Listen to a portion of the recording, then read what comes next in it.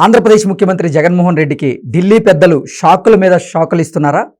ఆయనకు చెక్ పెట్టే దాంట్లో భాగంగానే మోదీ ఈరోజు జగన్మోహన్ రెడ్డికి అపాయింట్మెంట్ ఇవ్వలేదా అంటే అవుననే సమాధానం ఇస్తున్నారు కొంతమంది రాజకీయ విశ్లేషకులు. ఇక ఇదే అంశానికి సంబంధించి మనతో మాట్లాడేందుకు ప్రముఖ రాజకీయ విశ్లేషకులు అడుసుమల్లి శ్రీనివాసరావు గారు మనతో ఉన్నారు. సార్తో మాట్లాడు. సార్ నమస్తే అండి. నమస్కారం సార్, ఢిల్లీ పెద్దలు జగన్మోహన్ రెడ్డికి చెక్ పెట్టేందుకు ప్రయత్నం చేస్తున్నారని వరుసగా షాకుల మీద షాకులు ఇస్తున్నారు. అందులో భాగంగానే ఈరోజు మోదీ జగన్మోహన్ రెడ్డికి అపాయింట్మెంట్ ఇవ్వలేదు అంటూ కూడా ఒక వార్త బయటకు వచ్చింది. అంటే గతంలో ప్రతి నెల ఒక వారంలో మాత్రం జగన్మోహన్ రెడ్డి ఢిల్లీ పర్యటనకు వెళ్తారు.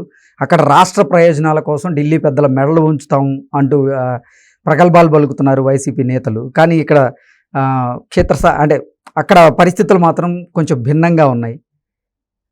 అప్పుల కోసం పర్మిషన్ తీసుకునేందుకే ఢిల్లీ వెళ్తున్నారంటూ కూడా టీడీపీ నేతలు కొంతమంది ఆరోపణలు చేస్తున్నారు.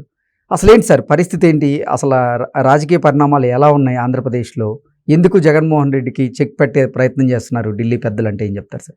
ఇప్పుడు జగన్మోహన్ రెడ్డి గారు ఢిల్లీ ఎప్పుడు వెళ్తాడంటే అవినాష్ రెడ్డి కోసం సిబిఐ వాళ్ళు తిరుగుతున్నప్పుడు, ఎవరన్నా ఆయన బెయిల్ రద్దు చేయమని పిటిషన్ వేసినప్పుడు, లేదా చంద్రబాబు నాయుడు గారికి బెయిల్ వచ్చేద్దేమో లేకపోతే తీర్పు వచ్చేస్తుందేమో అన్నప్పుడు వెళ్తాడు.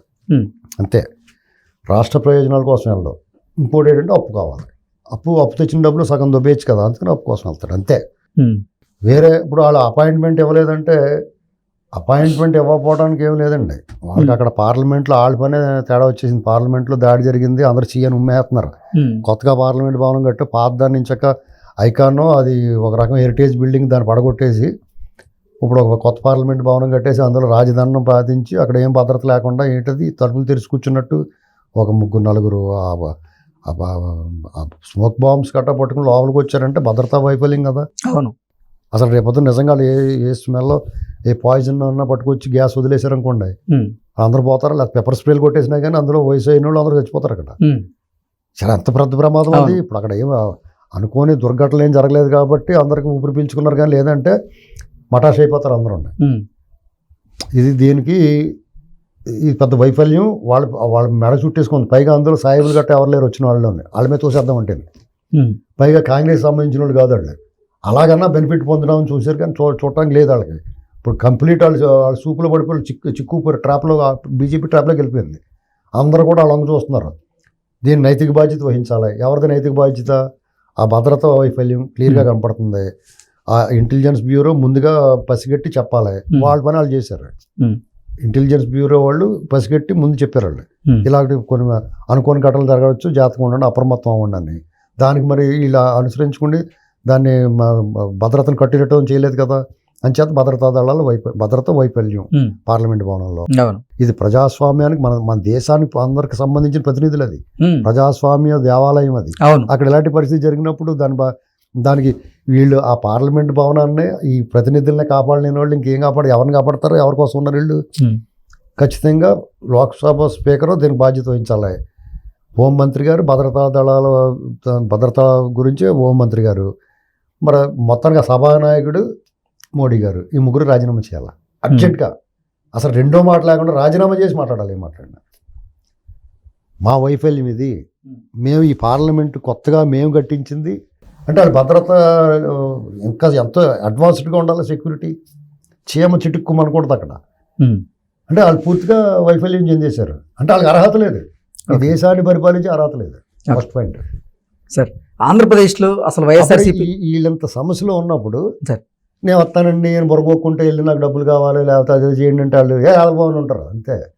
అంటే ఆంధ్రప్రదేశ్లో అసలు వైఎస్ఆర్సీపీ తుడిచిపెట్టుకుపోతుందని జగన్మోహన్ రెడ్డి ముందే భావించారు. అందుకే ఆయన కాంగ్రెస్ పార్టీకి మళ్ళీ దగ్గరయ్యే ప్రయత్నం చేస్తున్నారు. లండన్ వెళ్ళినప్పుడు రాహుల్ గాంధీని కలిశారంటూ కూడా ఒక వార్త బయటకు వచ్చింది. అలాగే డీకే శివకుమార్ గారితో కూడా వరుస భేటీలు, అంటే రహస్య భేటీలు నిర్వహించుకుని కలిశారని, డీకే శివకుమార్కి కూడా ఆయన రిక్వెస్ట్ చేశారంటూ కూడా ఒక వార్త వచ్చింది. అది తెలుసుకున్నటువంటి ఢిల్లీ పెద్దలు ఇప్పుడు ఈయనకి అపాయింట్మెంట్ కూడా ఇవ్వట్లేదు, ఆయనకి చెక్ పెట్టే ప్రయత్నం చేస్తున్నారు జగన్మోహన్ రెడ్డికి అంటూ కూడా ఒక వార్త ఇప్పుడు సోషల్ మీడియాలో హల్చల్ చేస్తుంది. అదే ఉండదండి. జగన్మోహన్ రెడ్డి కర్ణాటక ఎన్నికలకి ఫండింగ్ చేసి ఉంటాడు. అది ఎవరన్నా చేస్తారు. ఓకే, ఎక్కువ తక్కువ ఉంటుంది అంతే. వాళ్ళకి బీజేపీ వాళ్ళు కూడా చేసి ఉంటాడు. వాళ్ళకి 100 కోట్లు ఎత్తే 50 కోట్లు ఎత్తాడు. ఓకే, అని చేత దాన్ని ఎవడ కాదనలేడు. రాహుల్ గాంధీ గారితో మీటింగ్ అబద్ధం. అసలు ఆయన కలవడం ఎందుకంటే మునిగిపోయి పడగ ఎవడెక్కుతాడండి. వాళ్ళ దరిద్రాలు వీళ్ళు ఎందుకంటే ఇచ్చుకుంటారు. ఖచ్చితంగా అది ఎవరన్నా పుకారు పుట్టించారంటే రేపు పొద్దున కాంగ్రెస్కి దగ్గర అవుతున్నాడు. టీడీపీ కాంగ్రెస్ దగ్గరగా ఉందని అనుకుంటున్నారు. కొంచెం వాళ్ళ మధ్య వైరం లేదు కాబట్టి ఆ వైరం ఈ జగన్మోహన్ రెడ్డి చేరిపోతున్నాడు. జగన్మోహన్ రెడ్డి ఏమన్నా ఒక మూట పట్టుకుని వెళ్తే వాళ్ళ దగ్గర సీట్లు పట్టుకెళ్తే ఉంటుంది. ఆయన కూడా గెలిచే సీన్ లేదు. కడప పార్లమెంట్ కూడా పోద్ది ఇప్పుడు. అటువంటిప్పుడు ఆయనతో వాళ్ళకి ఏంటి ప్రయోజనం? బరువు కదా. ఇప్పుడు బీజేపీ వాళ్ళు ఏం ఆలోచిస్తారంటే ఆడి దరిద్రం మనకు అంటుకుంటుంది, మన దరిద్రం వాళ్ళకి అంటుకుంటుంది. ఒక జోగి రాసుకుంటే బూడిద రాలినట్టు వాళ్ళ ఇద్దరు పరిస్థితి ఆంధ్రప్రదేశ్లో. అటువంటిప్పుడు వాళ్ళు ఆయనతో కలిసి ఉన్నా ఒకటే, విడిపోయినా ఒకటే. వాళ్ళు కలిసి ఉన్నా ఎవరికి ప్రయోజనం లేదు, నష్టం లేదు. అలాగే వీళ్ళు విడిపోయినా ఎవరికి ప్రయోజనం లేదు, కానీ నష్టం ఎంతో కొంత ప్రయోజనం టీడీపీకి ఉంటుంది. వాళ్ళు విడిపోతే అంతే. కాంగ్రెస్ వాళ్ళు అంటారు, కాంగ్రెస్ వాళ్ళు కలుసుకుని ఇప్పుడు వాళ్ళు పుంజుకుంటారు. వైసీపీ చచ్చిపోతేనే వాళ్ళ పార్టీ బతుకుద్ది అక్కడ. అటువంటిప్పుడు జగన్మోహన్ రెడ్డి ఎందుకు కలుపుకుంటారు? జగన్మోహన్ రెడ్డి పార్టీ వాళ్ళు కలుపుకుంటారు. జగన్మోహన్ రెడ్డి పార్టీలో ఉన్న నాయకుల్ని, కేడర్ని వాళ్ళు తీసుకుంటారు. అంతేగాని జగన్మోహన్ రెడ్డిని మాత్రం కలుపుకోరు. అంచేత మీరేం వర్రీ అవ్వద్దు. జగన్మోహన్ రెడ్డి పని కంప్లీట్ అయిపోయింది. అతను స్వయంకృతం.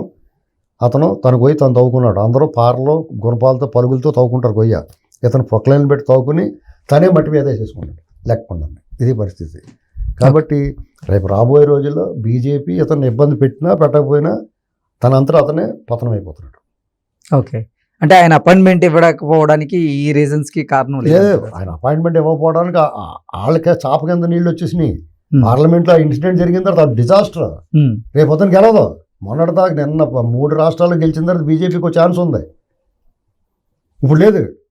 ఎందుకంటే 2001లో పార్లమెంట్ మీద దాడి జరిగింది. 2024లో అవుతాడు. వాజ్పేయి గారు లాంటి మహానుభావుడు ఓడిపోయాడు. వీళ్ళంతా వీళ్ళు ఏమి చేసినా ఇంకా ప్రజల మనసులో ఏట్రా పార్లమెంట్ మీద దాడి జరిగితే వీళ్ళు ఏం కాపాడలేకపోయారు, వీళ్ళకి దేశాన్ని ఏం కాపాడతారు, వీళ్ళు చెప్పి అని ఒట్టి మాటలు అనుకుంటున్నారు. అంతే, సింపుల్ అయిపోయింది. ఓకే, జగన్మోహన్ రెడ్డికి మోదీకి చెడిందని దానివల్ల వాళ్ళు చెడదండి. వాళ్ళందరికీ లైక్ మైండెడ్. ఒకవేళ పార్టీలు ఇడిపోయి పొత్తులు లేకపోయినా సరే ఒకళ్ళొకళ్ళు ప్రేమించుకుంటారు. ఓకే, అంటే రేపటి నాడు రాబోయే ఎన్నికల్లో ఆంధ్రప్రదేశ్లో అంటే బీజేపీ పెద్దలు జగన్మోహన్ రెడ్డికి సహకరించే అవకాశం ఉంది అంటే ఒక్కొక్కడు సుడిగుణంలోకి వెళ్ళిపోతాడండి. వాడిని కాపాడాలని ఉంటుంది మీకు, కానీ కాపాడలేరు. మీరు చేయి పట్టి అందిస్తారు, చేయి జారిపోద్ది. అలాంటి పరిస్థితిలో ఉన్నాడు ఆయన. వాళ్ళు కాపాడాలనుకున్నా కానీ కాపాడాలని ఉంటుంది వాళ్ళకి, కానీ కాపాడలేని పరిస్థితికి వచ్చేసాడు అతను. సుడిలో చిక్కుకున్నాడు. వీళ్ళు ఇంకా గట్టిగట్ట చేస్తే ఆడిపోతారు అందరూ వాళ్ళతో పాటు. ఓకే, 2 కొట్టుకెళ్ళి ప్రభావం. ఓకే, లాస్ట్ వదిలేస్తారు.